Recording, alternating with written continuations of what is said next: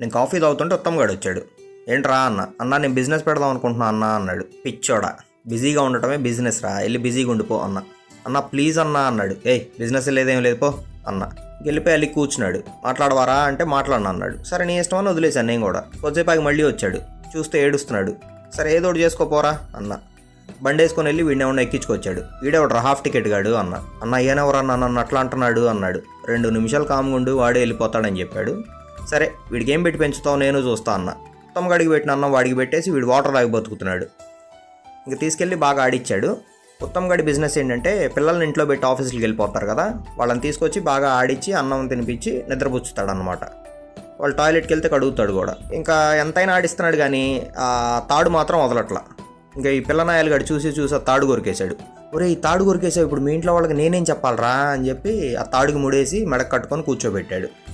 కొద్దిసేపాగి గుమ్మాడి అని పాట పాడి నిద్రపుచ్చాడు.